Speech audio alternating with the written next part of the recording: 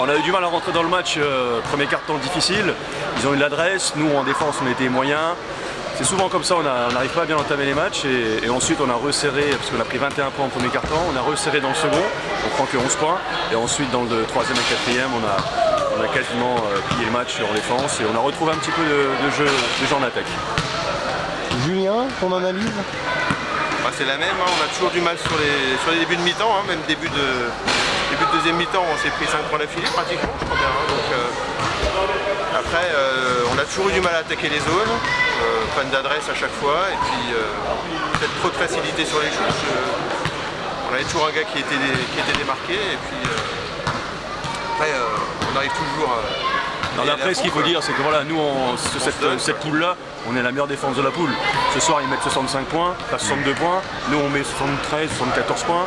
Sur la phase aller on leur avait mis 35 chez eux, là on gagne de 16 chez nous, le goal average est pour nous, donc ça veut dire qu'on a 3 matchs d'avance.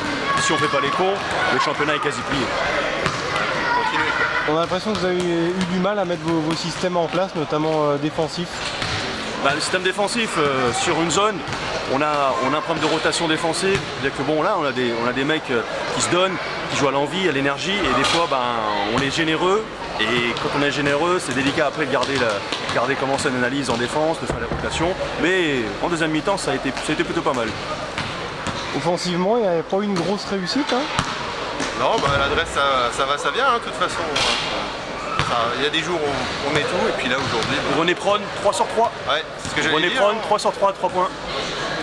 Un qui shoot jamais d'habitude, il nous met tout, donc voilà quoi.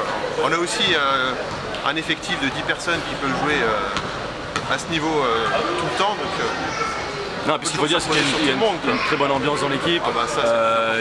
L'équipe vit bien en dehors du terrain. Là, ce soir, on va être tous ensemble encore au resto. On va profiter de ça. On va fêter notre 12e victoire d'affilée. On va essayer de rester invaincu. C'est pas pour faire injure aux autres équipes, mais nous, on va essayer de rester invaincu au maximum. Ça va être difficile, mais on va essayer. C'est un challenge entre nous. Et puis, certainement, si on peut gêner en Coupe de la Reine, on le fera. Et en Coupe des Vosges, on va essayer de jouer notre carte à fond. Ouais, 12e victoire, donc il reste quelques petits concurrents derrière. Il y aura le Val d'Ajol notamment que vous accueillerez et Dieuze qui est l'autre concurrent, l'autre prétendant à la montée, c'est ça? Ouais. Après, Val d'Ajol, on a fait un match pas mauvais là-bas, si je me souviens bien. Dieuze, on a fait un gros match avec beaucoup d'envie, avec 2 absents de marque, n'est-ce pas? Il manquait René et moi, ouais.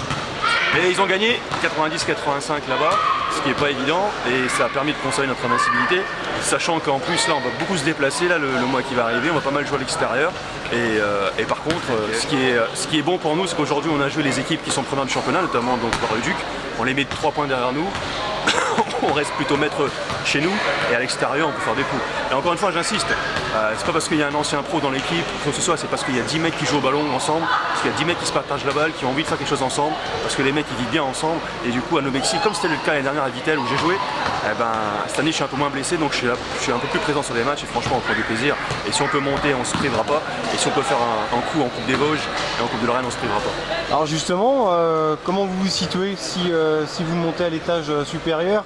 Est-ce que tu penses que vous pouvez jouer les troubles faits?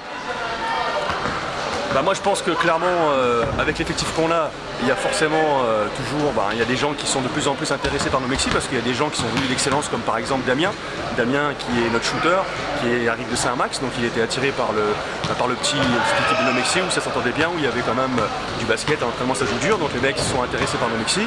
Cette année on va encore parler de Nobexi, il y a certainement des mecs qui jouent en excellence ou peut-être en prénat qui sont intéressés de nous rejoindre. Donc nous on dit aux gars, venez ici, les portes sont grandes ouvertes, venez jouer au basket, venez prendre du plaisir. Si vous respectez l'état d'esprit du club, vous resterez.